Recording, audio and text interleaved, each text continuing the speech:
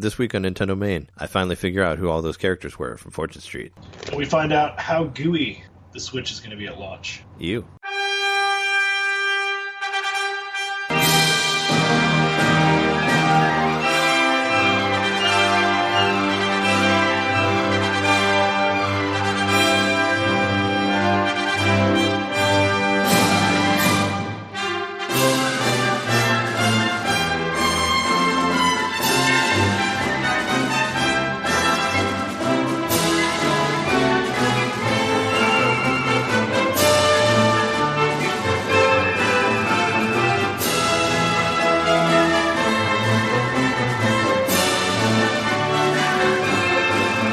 Welcome to episode 54 of NintenDomain. We are your hosts. I'm Trey Johnson. And Jeremy, World of Inferno Mikowski.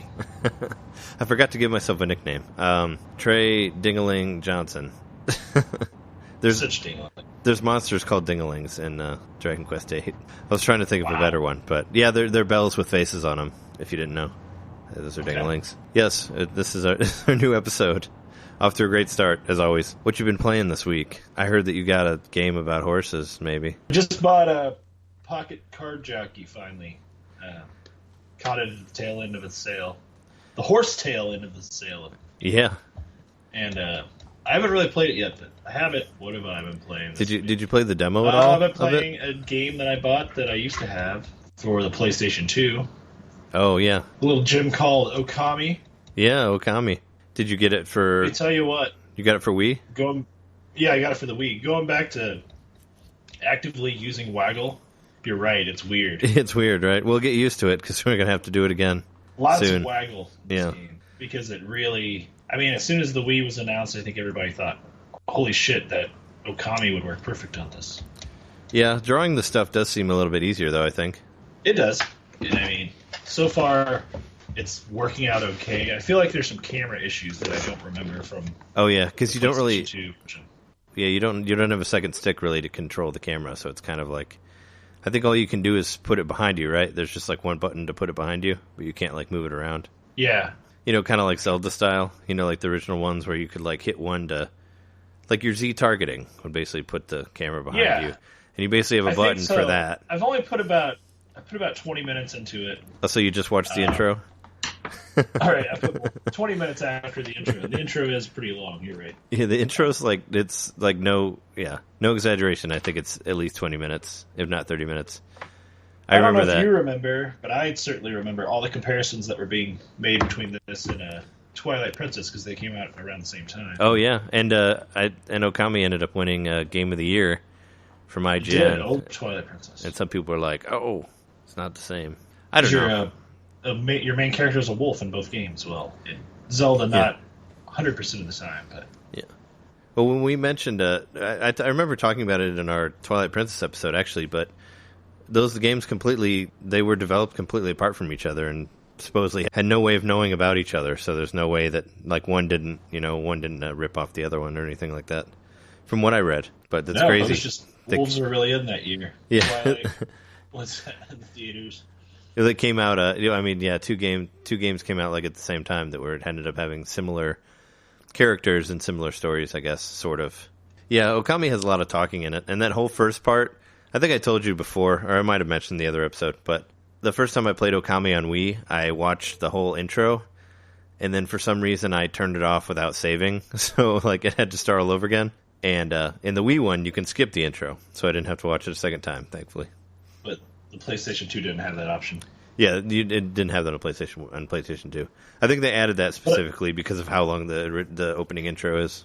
But I think this is one of the few games, maybe the only game I can remember, where I took a vacation from my job to play it. Oh, really? This is back on PlayStation 2. I took a week off at the time I worked at Walgreens, and I had a week of paid vacation, and I knew this game was coming out, and I was super pumped for it. So, I took a week off and played through the game in that week. Put about 70 or 80 hours into it, if I remember. It's a pretty long game, and that's what I did from the time I woke up till I went to bed, was play that game. Oh wow, is it? I didn't think it was that long, but I guess I played it all the way through, but I don't remember what my hour count for was. It was it? Yeah. Well, I put over 100 hours into Twilight Princess, when I played that. I remember that. But Okami was cool. What I really liked about it is how like everything wasn't specifically designed as like here's this part and here's the dungeon. You know, sometimes you just kind of like end up in a dungeon. And you're like, oh shit. Like it doesn't look. It's not as. It seemed to flow better, I guess, from like overworld to dungeon level.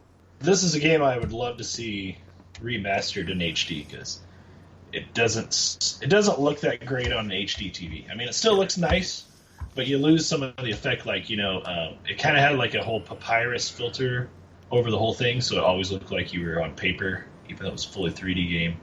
That sort of like paper filter looks really great, like grainy on an HD TV. So that kind of like adds to like making it look a little shittier almost. Oh yeah, than it would on a CRT. Yeah, because it's supposed to kind of. You're always going to have that happen with games that were meant to be played in standard def, but the little visual tricks that they put into it to stylize it don't translate very well. But it's still fun, and I like it so far. And I think I got it for I paid $12 for it. Does your game? It has the IGN watermark on it, right? I think they all do.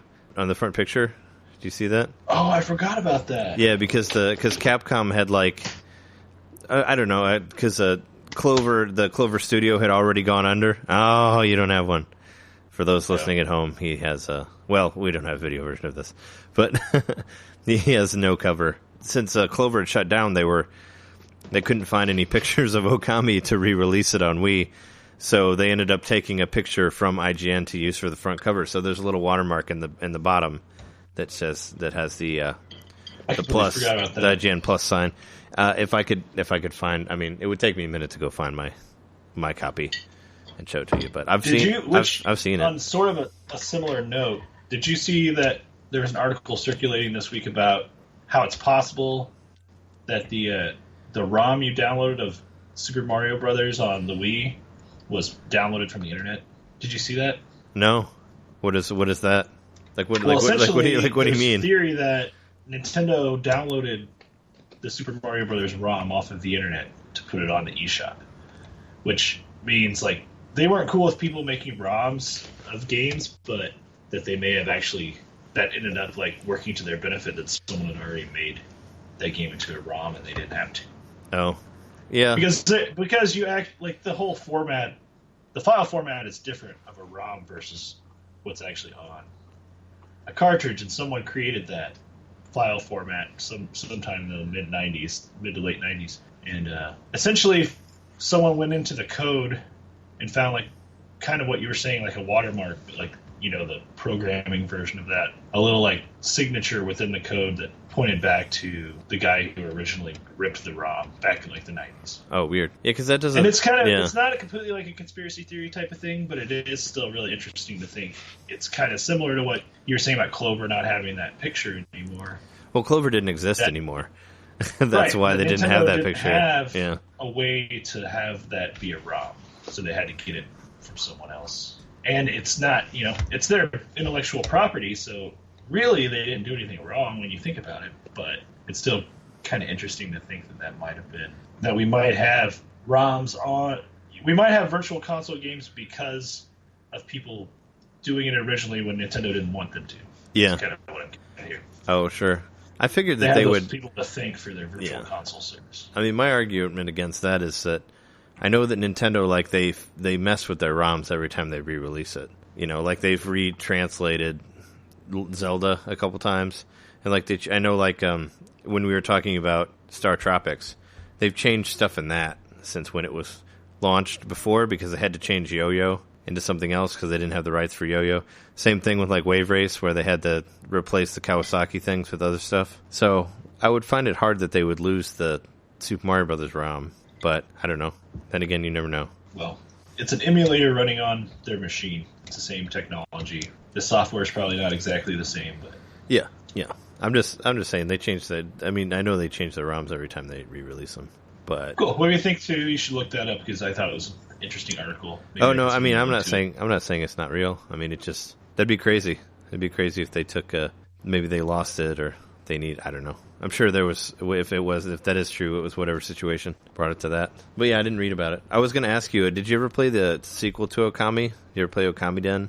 on DS. I have that game. I didn't beat it all the way, but I played through most of it. It's pretty fun. It's kind of like Phantom Hourglass a little bit, the way it's set up. Kind of. I mean, it's like a top-down version of Okami, and you're like... But it's all touchscreen, and you touch on the screen, and the character runs towards that and all that. I don't know. It's been such a long time since I played it. It may be like that, because I don't remember. But I remember it looking good. Like, it was all 3D and all that. It had, like, the same art style as the other Okami. I don't know. If you could find that one cheap, that'd be one worth playing, too, if you get a hold of it. Video showed up online this week of people using the touchscreen on the Switch.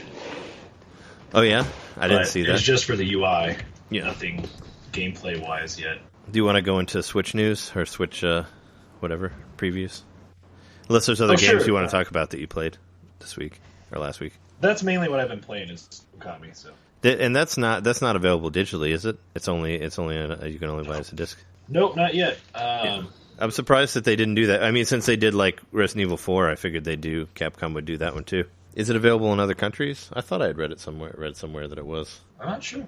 Or maybe Oh yeah. And speaking of Resident Evil, I haven't played 7 yet, but I played the demo of it. Oh, you did? I haven't played it. I have a PlayStation 4 and I haven't played it. I watched some of it. I thought the characters looked weird, but it's weird. It looks really weird. Yeah, it didn't look like a Resident Evil game at all. It doesn't look like Resident Evil, right? Yeah. I watched a little bit of playthrough, and once you see it, I watched 20 or 30 minutes of someone playing it actually, and it does look like a Resident Evil game once you get into it, but it's still that a first-person view is weird, and then the really slow turning is what they've put in there to make it like a survival horror game. You turn really slowly. A lot of jump scares because it's a VR game too. Yeah, actually, I heard the VR game's pretty scary because they like the part where they hold the knife to your eye or whatever. Yeah. But it can be kind of freaky. I don't know. Yeah, I jumped in the demo on my PC and I had headphones on and stuff, so I guess that's sort of like VR, but no, full 3D like VR. Ugh, I don't think I could do it. Yeah, I haven't really played VR at all, so I don't really know. I haven't really tried it.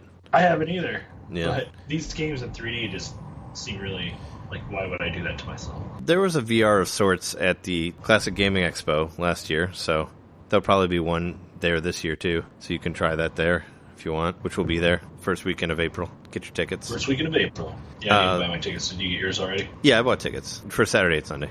I've been playing Jeopardy on Wii U with Jess and my roommate Conan, so that's fun.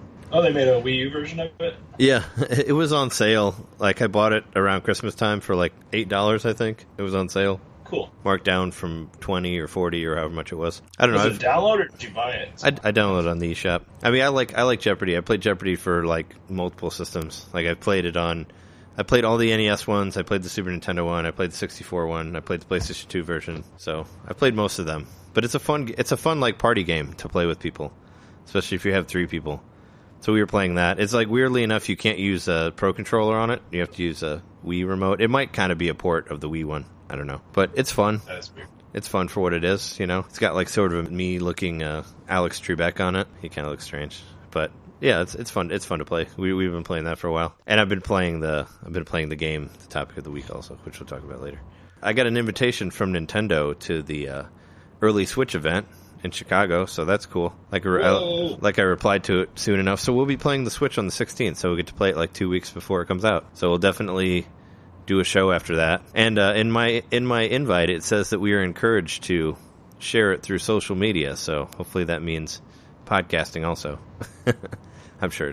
Yeah. But yeah, of course, they want people to audio, some video while we're there. They want people to talk about it. Yeah, it'll be cool. We'll actually be able to hold it and see how tiny the little Joy-Cons are, and feel that cow udder and shake. I can't wait to touch those udders. Shake some ice around and all that. You get to do that. It'll be fun. It's in the Fulton Market, which is kind of weird, but yeah, it's not that far from here. But yeah, we'll go over there. I'm wondering how it's going to work. It's a 3-hour event.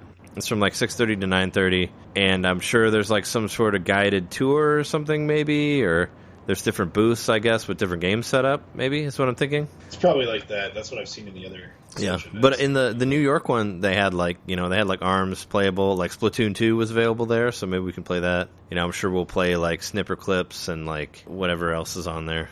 Maybe some Zelda. Well, yeah, I'm sure Zelda will be there. What else? Yeah, we'll play 1-2 Switch, I'm sure. Try that out. Should be interesting. I keep seeing different like rumors about how much that's going to cost. Like I saw it at 50, but I saw it at 40 also. People saying that it might come out for that. So I don't know what's going on there. Maybe they'll throw a curveball our way and you get like $50 in store credit or something to download a game. Maybe that's what they're going to do. Yeah, I don't know. I don't feel like they're giving us anything.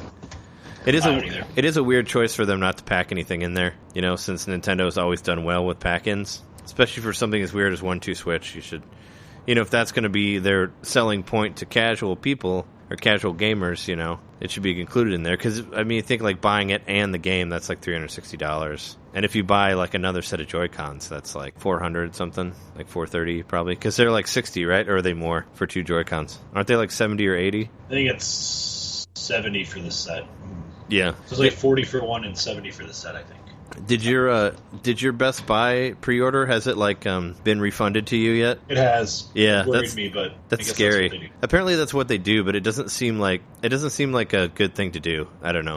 It doesn't make sense to me to like take the money out and then put the money back, because if you're not constantly monitoring your bank account, you might get confused and think that you already paid for it already, and then when it comes out and they charge you again, you might not have the money in there. And I would see that causing more trouble than just charging you once and then calling it a day, you know, and then it's like, oh, cool, you paid for it. It's yours. Because it did the same thing with the Zelda game that I pre-ordered. Like, it refunded the pre-order cost. And I texted Jess about it because it was on her credit card. She's like, yeah, they refunded it, but that's how they do it. And I'm like, this doesn't make any sense. The scary part about that, though, is that if they were to say, oh, we apologize, pre-orders exceeded what we were able to get in stock, we apologize. Well, they haven't charged you for anything yet, so you're just fucked. Yeah, it sucks. Yeah, it was because originally I was like, oh, well, they already charged us, so we must get it. But then it's like, oh, well, now they credit it back to you, so you can't say. But I still have an email that has an order number on it and all that shit. So I think as long as I have that, I feel good.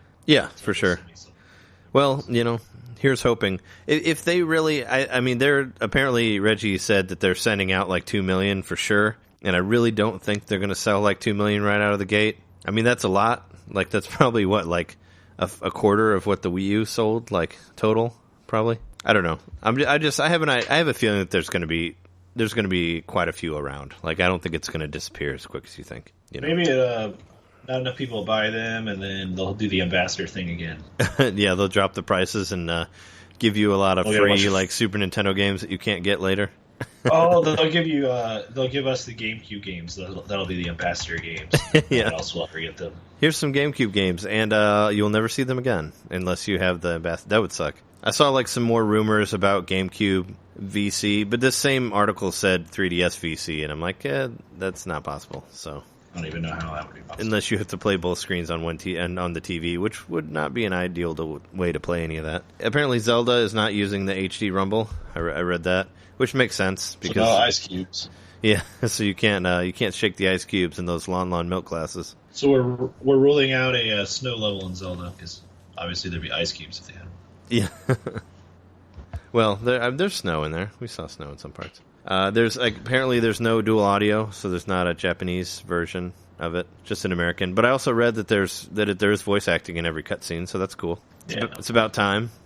The game that we're talking about later, Dragon Quest. They did that back in 2005, so they were way ahead of the curve of that, doing voice acting. This is the first Zelda with like real voice acting. Yeah, I know. No, I'm saying not just that. I mean, people have been doing voice acting for a long time. But I'm hoping it's not. I mean, are you afraid that it's going to end up like Super Mario Sunshine? I mean, because that was their like. They did that with Super Mario Sunshine too, where they put voice acting in all the cutscenes, and everything was kind of stop doing that. And everything, and after that, they were like, "Well, we're not going to do that again," because it came out pretty bad, you know. For the most part. We'll just have to see, man. I mean, what I've seen so far in the previews and everything looks like it's pretty good voice acting, but we'll find out. Like, I'm sure they're going to have some gaffes. If every cutscene has voice acting, we're gonna find something funny somewhere in there. Yeah. I don't know. Like the part with like Zelda crying on his arm and all that. I mean, I thought all that looked pretty good. So I don't know. I'm gonna play a little bit of the voice acting for Dragon Quest VIII for you later, and hopefully it doesn't come out like that because some of it's pretty silly, but it's fine. It's a funny game. But another thing that makes me feel better about the Switch is I heard that the Joy-Cons last for roughly like 20 hours before you have to recharge them. Yeah, that makes me feel better because I was afraid about having to maybe having to buy a Pro Controller like right out front, because it's like if I put the Joy-Cons on that fucking attachment, it doesn't charge them. Right. It just holds them on there, and I don't want them to be dying in a couple hours, and then I got to take them off and put them on another thing and charge. You know, it shouldn't be like as that complicated to play it like that. I want to be able to play it for a while and not have to worry about it like charging it all the time. You know. To me, it seems like you're not going to need a secondary charging thing, but maybe eventually you might get one just for the convenience of it. But I do plan on getting a Pro Controller eventually. Yeah. I think the pre-orders are already sold out on a lot of sites. Yeah, for them. but they're like $70, and that's like it's already like $300 out of the gate, plus like $70 for a controller. Plus, if you want to buy games, like a lot of the games are going to be like $60. Well, whichever ones come out or that are that much. Nothing I'm interested in out of the launch gate or for the first couple of months looks like I'm going to need to get a second controller. Like I can just use the sideways Joy-Con for my second controller. Yeah, I don't think there's anything that you would need. I mean, you can play Mario Kart with that, or like you can play most things, you know, with it. Yeah, and I keep reading and hearing that the little plastic thing that does not charge is still extremely comfortable to hold. Yeah, the little it works tiny really thing. well as a controller. Well, we're gonna find out when we play it in a few weeks, so that'll be cool. We'll definitely give you the heads up on it. So, what is that? We said before that I Am Setsuna is supposed to be a launch title. It's been confirmed, though, right? Been confirmed. Yeah. So you have that. I know. We mentioned it at the top of the show, but apparently the guys behind World of Goo and all those other games, they're going to be up front also for launch. So you can play World of Goo again, or play it for the first time if you haven't. It's a really good game, actually. So I haven't played the human resource game I played Little Inferno and was disappointed by Little Inferno. But I love World of Goo. I thought it had an excellent soundtrack, and the game was a lot of fun. It was like super bizarre and dark and apocalyptic and all that fun stuff. Yeah, it had some really somber moments. Yeah. What it was, being like a Puyo Puyo kind of looking game. But yeah, but it's not like that. I mean, it plays totally different than Puyo Puyo, though. Yeah, I know, but I'm thinking of like little cutesy blobby things in a puzzle game, which is... Yeah. I mean, I guess this is almost an action puzzle game. It's not just a straight-up puzzle game. It reminded me of tech class, like in junior high when we used to have to build bridges. That's what World of Goo reminded me of. You know, because you have to build like the support beams and stuff, and it has to be able to hold certain things on different levels. It reminded me of like old tech classes from when we like build rockets and stuff, CO2 cars and all that fun stuff. Then there's the online mode where you have to build the highest tower you can, and you can see everybody's towers off in the distance. That's pretty cool. Oh yeah, I forgot about that. Yeah, I remember I played that. That was like online for Wii. Like I remember when I got it, there wasn't a whole lot out for the Wii, so that was kind of all I had. So I just played the crap out of that game, which sounds about right because there were some times that were pretty dry. It was made by just a couple people. Maybe just one person.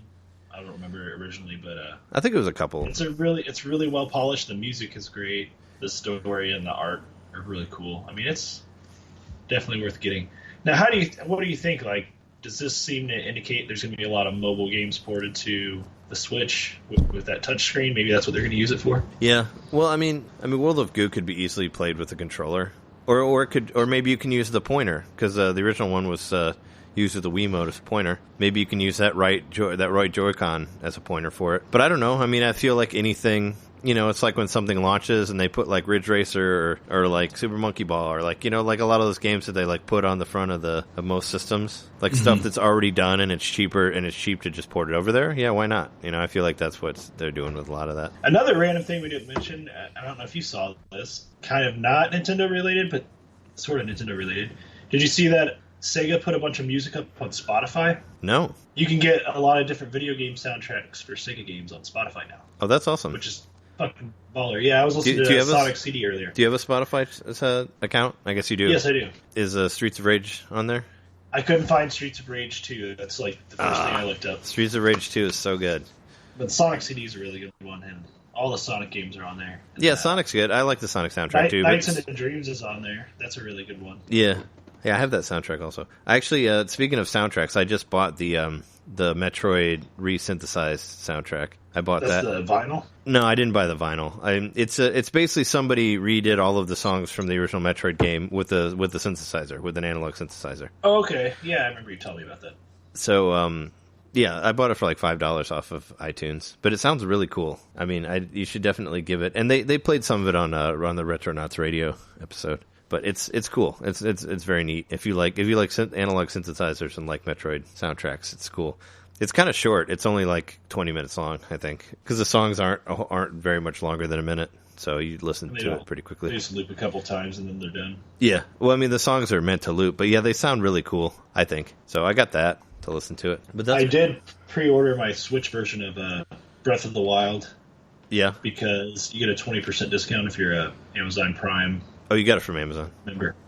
Yeah. So you get. They've confirmed my order, but they won't charge me until they send it. So yeah. Similar situation to the Best Buy. And they'll this send way, it. I got it for $48. And it's the physical copy, so that's cool. And they make sure and send it to you on the day, right? If you have Prime. Yeah, sometimes you'll get the day before. Yeah, no, I've heard that. I got Star Fox the day of. That's the last game I got launched through Amazon. Oh yeah, and I got it the day of. Yeah, I remember that. That was your favorite game for Wii U. My favorite of all time. Yeah. Well, is there anything else to talk about news lately? I mean, I don't feel like we've seen a whole lot else Not really. on here aside from like the Rumble stuff. You said that maybe there's a rumor that the Wii U might not have a second screen on Zelda. I hope that's not true. I mean, that seems kind of silly since they already made it for it. Like, I feel like it would be more costly to take it away now that they already did it. But we'll see, I guess, as we get closer to it coming out. That would really suck because that's why I wanted to play it, was because of the second screen. I saw it a few places online, and of course people are talking about it on message boards. Yeah. That the second screen functionality was scrapped when they decided to port it over to the Switch. But I don't know. That's just a rumor right now. That may not be true. Yeah. But, there's a lot of Wii U owners that think they might have the advantage because of the better UI for the game.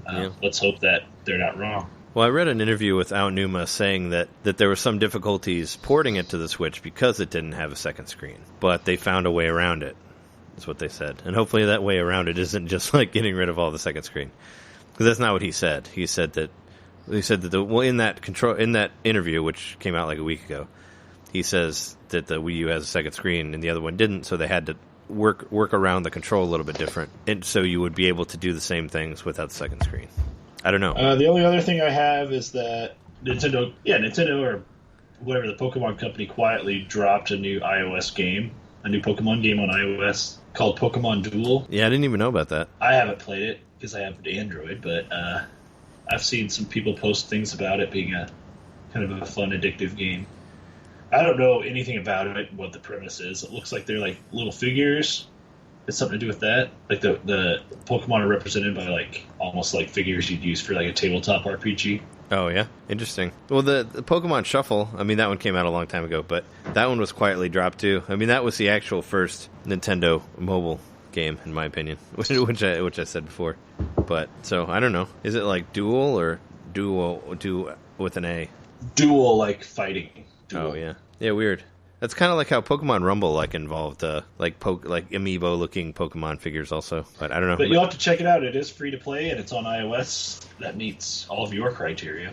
Yeah, I might check it out before we do Fire Emblem for next week. But do you want to take a break before we get into our topic of the week? Sounds good, man. Before we get to Questin, I will be right back.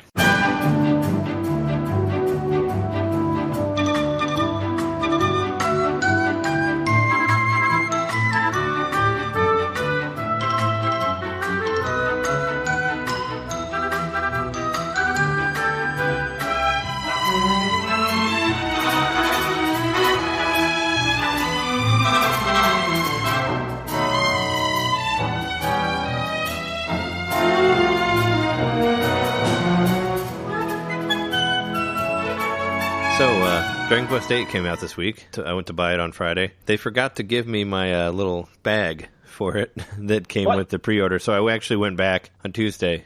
I was going back to pick up a different game, and I went and asked them, and they actually gave me 2, so I have 2 now. 2 bags? Yeah, I guess they had a bunch of extra of them. What are they, like little like drawstring bags or something? Yeah, they're like drawstring bags that are like the size of a XL. You can put your 3DS in there. Royal bag with kind of, yeah. Dragon Quest on it.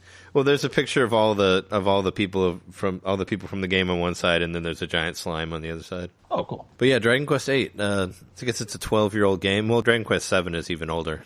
But Dragon Quest VIII. I hope so. Yeah, Dragon Quest VIII originally came out on PlayStation 2 on November 15th of 2005. Wow. I actually remember when I bought a PlayStation 2. I was looking for like a good turn-based RPG, and I almost bought that game.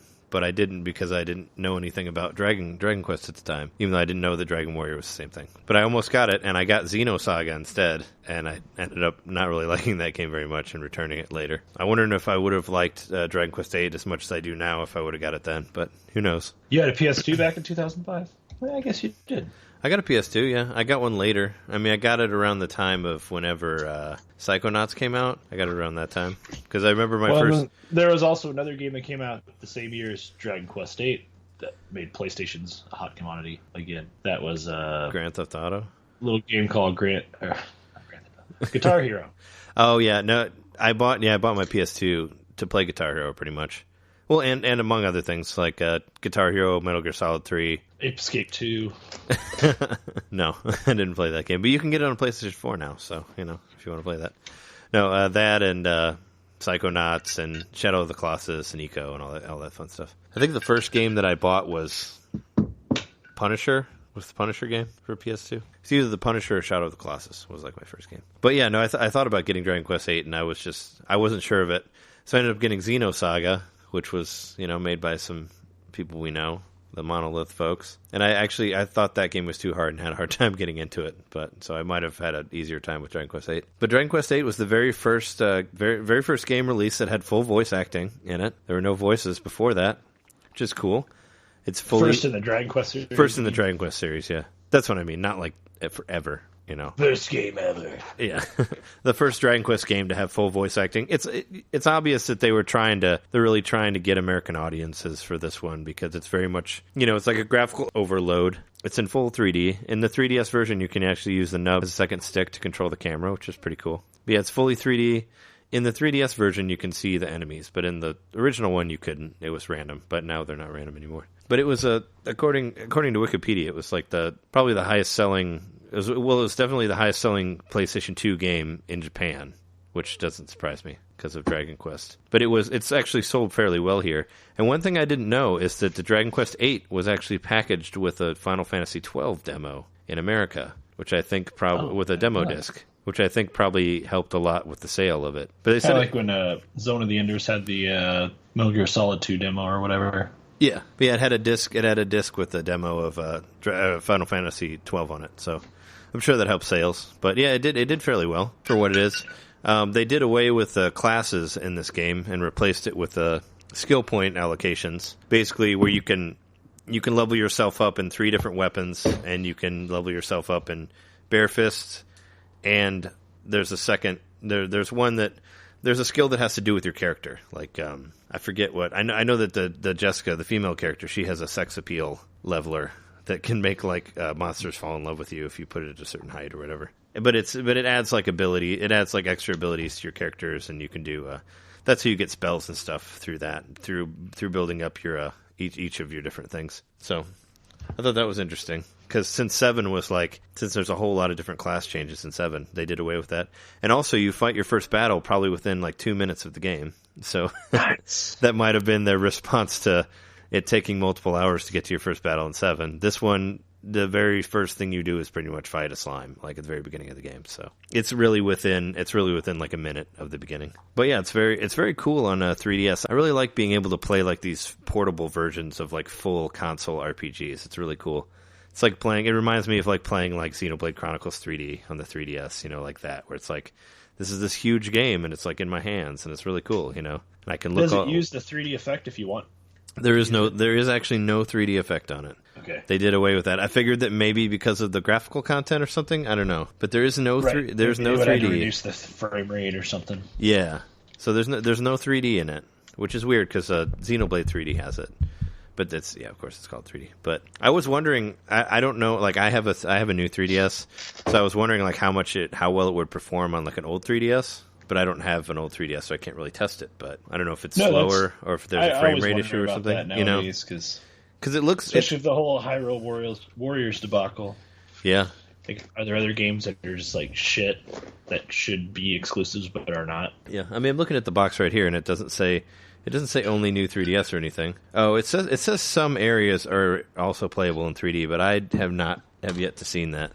But I turned it on a couple times and it didn't do anything, so I don't know. Maybe you can do. There's a new camera mode on it. Maybe that's in 3D. But if it's only in like one section, I don't see the point of it. You know what I mean? It's kind of like, well, I guess the first 3D Pokemon was like that too, where like only the battles were really in 3D, and now none of it's in 3D.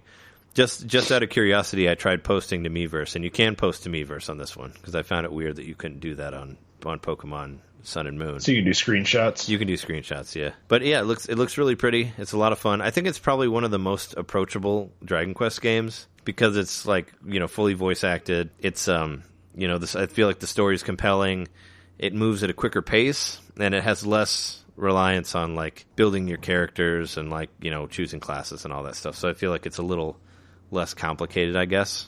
So it seems a little more approachable. I think I don't know. I think it's a good way in to Dragon Quest. I'm starting to see some of the things that I saw in Dragon Quest 9 now because I've been playing all through the different ones. But like the item point allocation, there's some like alchemy in it also, where you can build different potions with different things. That's in Dragon Quest 9 also. Like both of those are in there. So stuff that I'd played before 9, I see appearing now in 8. So seeing that stuff, I think you should check it out if you have. I know you said before that you're looking for an RPG to dive into. Yeah, I was looking to see if there's a demo or something, but there's not. Is there not a demo? No, there's not.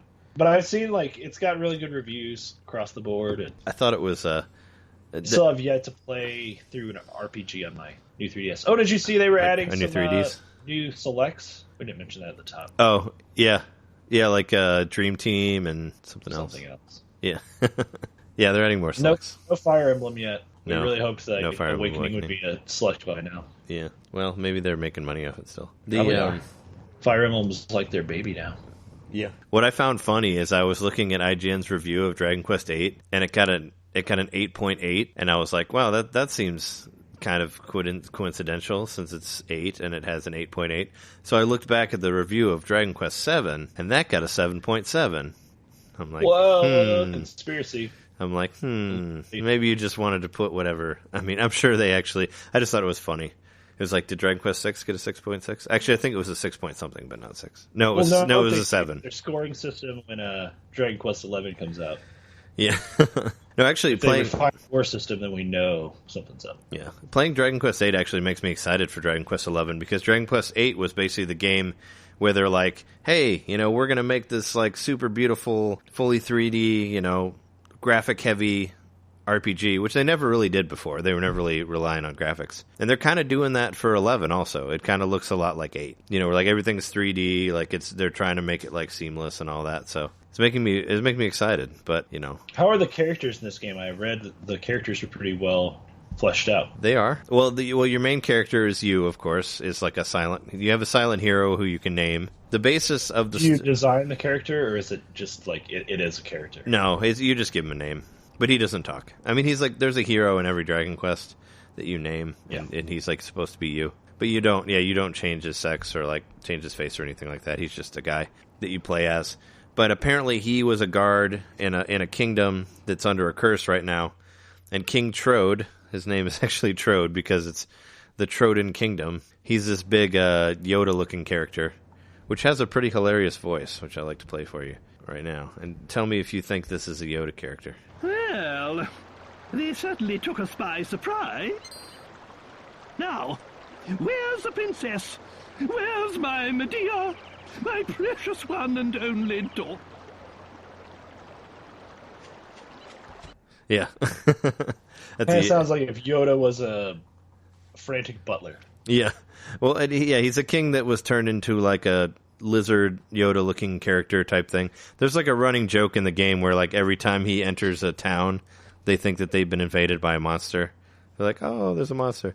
There's actually a funny part. Your other character. No, he's actually, you don't play as him. He's just kind of, he hangs out with you and is in cutscenes, but you don't really see him when you're walking around. But you hear the horse. His daughter, the princess, was turned into a horse. That's who he was talking about. His precious Medea. So I think it's funny her name is Medea. But yeah, she's a horse, and the horse like, and she like carries around this the thing that he's in, the chariot, and you don't see them walking behind you. Actually, this is also the first Dragon Quest where when you're walking through the map, there's only one of you, and all the other ones it showed the whole team behind you. So like if you had 4 people, like you would see each character like following you through the map. And that's the first time where they did like the Final Fantasy thing, where it's just like you only see one character. Like whoever's in the front of your team is what character you'll see walk around the world, and you won't see everybody else. But weirdly enough, as you walk around, you hear the sound of the horse behind you, but you can't see the horse, which was kind of freaking me out. Like when I was first playing it, I was like, where's that horse? And I was like walking around trying to find the horse, and I'm like, oh, that must be Medea. They just make the sound of it. It's like whenever you move around, it's like in the background, and I thought maybe it was an event that I had to go find the horse, and it would be like a different thing to do, but no, it isn't. But I've been having a lot of fun with it. I've played it for like about 15 hours. You've already seen the main bad guy in it. His name is Dol Magus. He kind of looks like Kefka a little bit. He's sort of like a demented clown type guy. He's an actual he's a jester class, so he's wearing like a clown outfit, but his face is painted and he has like red triangles above and below his eyes. He's kind of demented looking, but I've seen him a couple times. But it's cool. I mean, it's apparently this was like the first Dragon Quest to like not be censored at all on the PlayStation 2 version. There's actually a couple changes that were made to this version, unfortunately, but not super, not anything super huge. But there were a couple scenes that were altered. But the original version of it was the first time that, it wasn't that they didn't censor the translation, which is cool. There's a new camera mode on it that's kind of like Pokemon Snap, where you get different missions where it'll say like, go take a picture of this monster doing this thing that doesn't normally do, and you go and try to find a picture, and you get like extra items by completing quests like that, which is cool. It's a cool side quest added to it. And like I said before, you can see the monsters now in the environment, so there's no random battles, so you can try to avoid them, even though most of them chase you when you walk by them. But that's pretty cool. It was like that in 7 also. Is there anything you would like to know about the game? How's the layout? So I know in 7 you have to kind of recreate the world, so to speak, to be able to play through. Yeah. In this one, is the world just there? Like, are you just walking around a map that's existent from the beginning of the game? Yeah, you're walking around a big map. It's basically like you start off going to this town looking for this old man who's a friend of the king's, and you find out that he was killed by Dol Magus, and you find like a fortune teller who can see the future, and you have to find his crystal ball, and he tells you about stuff. But yeah, it's basically you go from town to town. It's fairly linear, but you can kind of you can branch out and go find secret caves and stuff on the way there. But yeah, it's pretty much like going from one town to another. And then more cutscenes ensue. Apparently, there's a new character added to it. Red, it's a new female character added to this version. So you have 6 playable characters in the new version. I haven't gotten to her yet. Someone that was just an NPC previously. Yeah, I think I've read about her. What's cool about the cast is I don't know if you played. Well, we played. There's a game called Fortune Street. It's on. You can get it on Wii. It's kind of like a Japanese Monopoly type thing that Yuji Horii made. I guess it's based on it's loosely based on the board game from Dragon Quest III. Pachisi, I think, was it something like that. But yeah, it's you roll around, you go around the board and you buy different properties and buy stock and stuff like that and try to get to a certain net worth to win the game. Anyway, basically all of the characters from this game are in that game. So I've been learning all these characters that I didn't know about from playing Fortune Street, and now they're in Dragon Quest VIII. Like Jessica's in there, Angelo's in there, Yangus is in there. Yeah, I think like three of the 5 main characters are all in there as playable characters. And weirdly enough, Yangus, he's like your big tank type buddy, and he speaks with a British accent and kind of sounds like it kind of sounds like Bob Hoskins from Super Mario Brothers, and he calls you the Gov through the whole thing. But he actually got a prequel game that was only released in Japan for PlayStation 2 about young Yangus, which I thought was pretty funny. I guess it's like a roguelike third-person dungeon crawler type thing that they made that only came out in Japan. But I don't know if the PS2 is region locked, but I'd like to try to play that game at some point. I mean, I won't know what's going on because I can't speak Japanese, but I thought it was cool that there was even a spin-off that came out of the game. I figured that they included so many characters in Fortune Street because this is probably the most popular, well, at least in America, it's the most popular Dragon Quest that I know of. And as of right now, it's the only fully 3D one, because when 9 came out, it went back to kind of more of a top-down thing. I read the battles are a little more streamlined and quicker. Yeah, the animations aren't as long and stuff. Well, there's a fast-forward mode that you can turn on where everything goes faster. Okay. So that's good. I mean, that helps. It doesn't go as fast as like as say like Bravely Default, where you can turn it where you can make everything auto and turn everything like ×4. But yeah, it does make things a lot easier. Or quicker. I've been actually keeping it on the whole time, the fast forward mode. It makes some of the the way the monsters move funnier because they're quicker. But it's a funny game. Like there's some comedic moments in it. Like there's a couple parts where Yangus gets scared of the Trode guy, and he does this kind of like jump thing where he clicks his heel back and he kind of looks funny. I'll put the picture up for the picture of the podcast of him jumping around like that. My goodness. Yeah. He's like, oh, look at him. He's an ugly toad. Yeah, I mean, it's kind of what you expect for voices, but the voices sound pretty good on the 3DS. Like what I was playing you earlier was recorded off of the 3DS. What I found I had to do was turn down the music to hear the voices better because the music was louder than the voices when I was trying to play it. So there's that aspect, but it's been a lot of fun. I like being able to see everything, and being able to move the camera around and all that is interesting. Which I didn't figure out until like a couple hours into it. Like that I could move the camera around with the second nub on the 3DS. So this game's a standard $40, but it's probably worth it if it's over, like, how long of a game is it? Is it like a 50 or 60 hour game?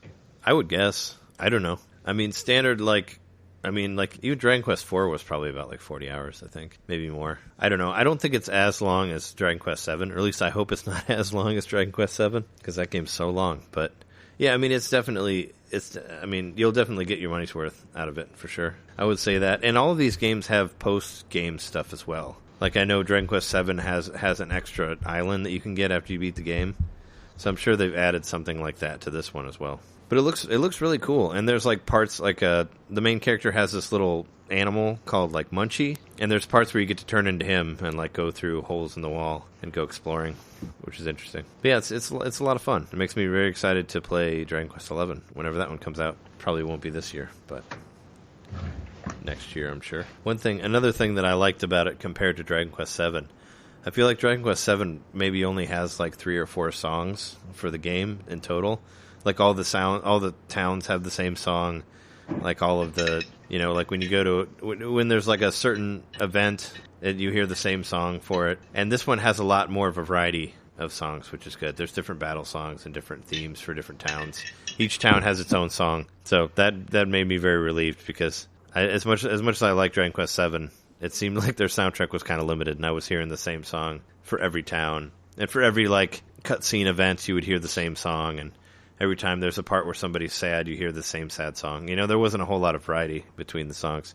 But the soundtrack for this is much more, has much more to it. So that's good. Especially since it's different in every town.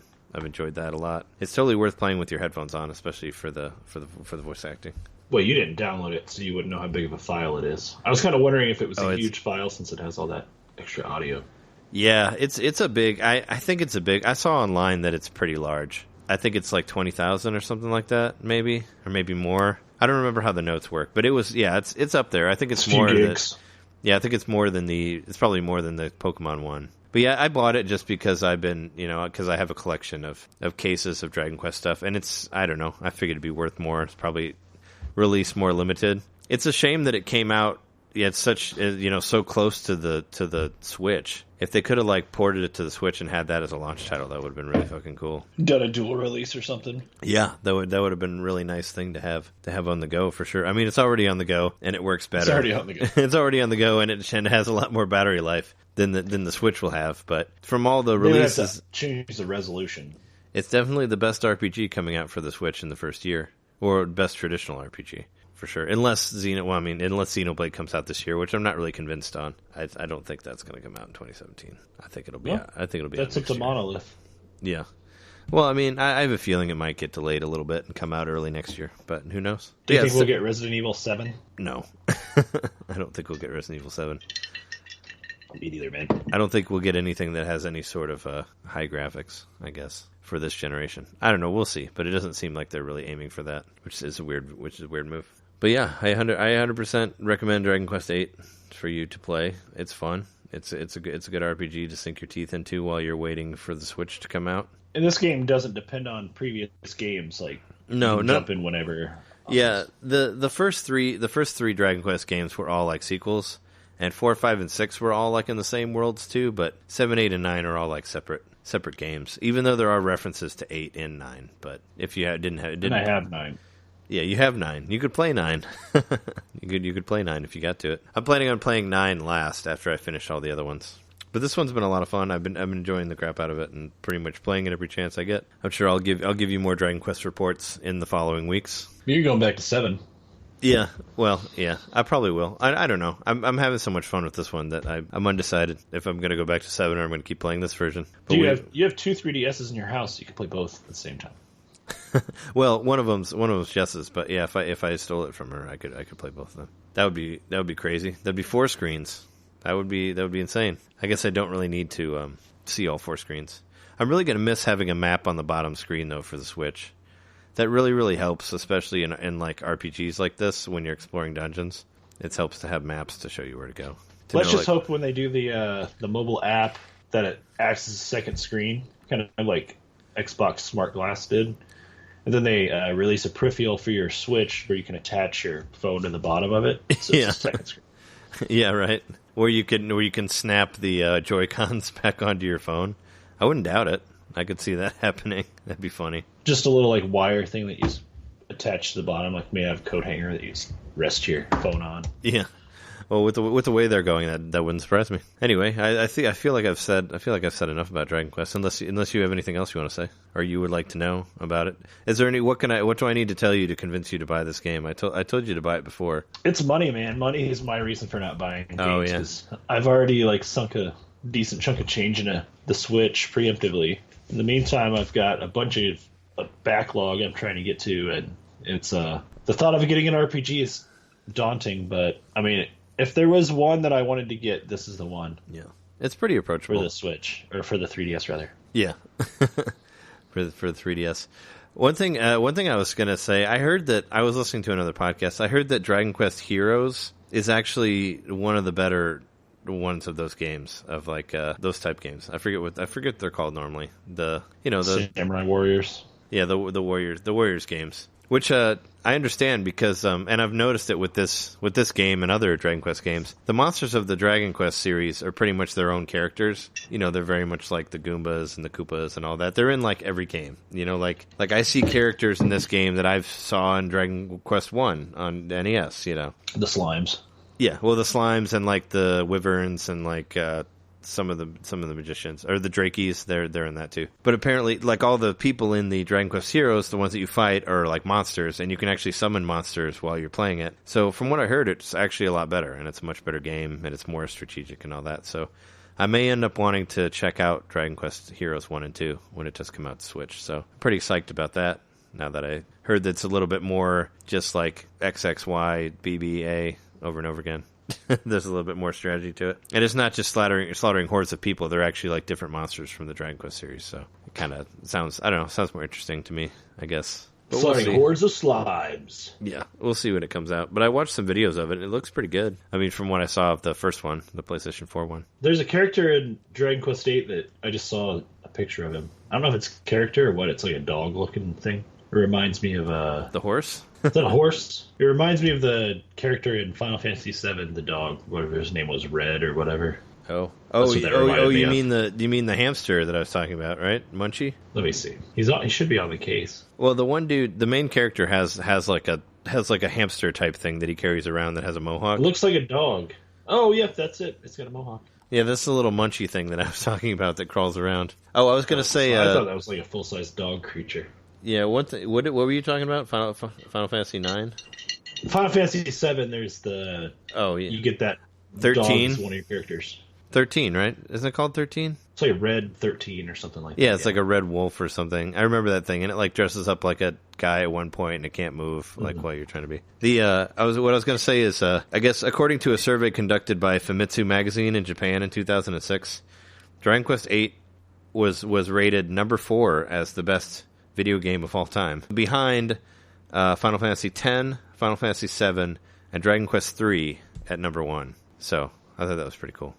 But it's funny that apparently Dragon Quest 3 is huge in Japan, so they put that as Is this number best one. games or best RPGs? Because those are all. It says best video games, but it's Japan. They love RPGs. They do. So love I wouldn't. their I JRPGs. don't. Or as they call them, RPGs. Yeah, because I don't expect for it to be. Well, Famitsu, yeah, it's a Japanese magazine. But yeah, I forgot to mention that earlier. But yeah, it's totally worth playing. I've been having a great time with it, and you should too. If you have an extra $40 laying around and you want to play a game, after you paid for your Switch and you want to throw $40 on something to help you pass the month, get that. It's true. It would be nice to have something to distract me while I'm waiting because, man, March 3rd seems so far away. Well, you got Xenoblade Chronicles X to finish. You could play that. Shit, man. I got all kinds of must-finish games. Yeah, so do I. Star Fox Zero still on that list. Still haven't even booted it up. Yeah. Well, I would have waited. Well, I would have waited to get it if it wasn't like these games are normally limited releases and harder to find later. And I want to talk about it on the show. And I have to finish off my Dragon Quest library. Well, this would be like if a new Dino Wars game came out. I would have had to buy that. So I understand, man. That's a Switch release now, right? That's a launch title. The Dino Wars Switch. I hope so. Switch Wars or Dino Switch, one or the other. You'll be able to feel when you're the dinosaur. You can feel the guy riding inside of you through the Joy-Con. Yeah, you can. He's moving around in your. You could feel the belly. guy. You could feel him shooting a laser through your neck, like the front cover of that. All right, well, I think we're good for this episode. Is there anything else you want to say before we sign off here? Well, not really. I don't know if we're going to be able to talk about Fire Emblem next week. I don't know if it'll be out by this time next week, but well, I've been trying to we'll post have a the shows topic for you next on week, Friday, so I think we're going to try to do the next one because it does come out on Thursday. So if we record it Thursday comes out night, on Thursday. Okay. I can get it up on Friday at some point. So we'll try to if we don't do Fire Emblem by next week, we'll do it the week after. But we're going to try to get a Fire Emblem episode up next week for Heroes. Have you been voting on characters on the website? I have not. I guess you can vote. You can vote on somebody every day until it comes out. So I have. I voted 3 times, and I guess you're building. I don't know what it means. You're like, I guess these will be characters that'll be easier to get, or they'll be available from the beginning. But your votes give you platinum coins or something, right? Yeah, you get platinum coins for voting, and linking your account to it also gives you points that you don't really need to use on anything. But my team so far is Lynn from Fire Emblem on Game Boy Advance, Titania from the GameCube Fire Emblem, and Donald from Fire Emblem Awakening is my team. I don't know if you played far with Donald, but if you level him up, he becomes like the most powerful character in the whole game. So he's totally worth leveling up. But yeah, I've just been doing it, just getting on there and voting for dudes every time I'm online. But yeah, we'll play it next week. I'm pretty sure that it's going to be free to play, so it might be that gacha thing that you're talking about, where they want you to throw a lot of money into it. Yeah, which kind of sucks. I like the other idea of just paying once and having it all done. Whatever, we'll see. Anyway, we've been your hosts. I'm Trey Johnson. Jerry Mikowski. And we'll see you next week. This has been episode 54. Thank you for listening. You can visit our website, NintenDomainPodcast.com, which I updated somewhat. Now you can see videos and stuff on there that we put up. We're on Twitter as at Ninten_domain. We're on Facebook as Facebook/NintenDomain. You can find us on YouTube as YouTube/Fingmater. And, send us an email, nintendomain.podcast@gmail.com. And, if you're around Milwaukee, come see us at the Midwest Gaming Classic in the first weekend of April. We'll start advertising that now. So, come by and say hello. We'll be walking around and talking to other people there. So it'll be fun. We'll be the people wearing the T-shirts. Yeah, if we make our own T-shirts, we'll wear those. Or some kind of T-shirt. But I'm sure we'll be wearing a shirt of some sort. Anyway, we will see you next week. See you next week.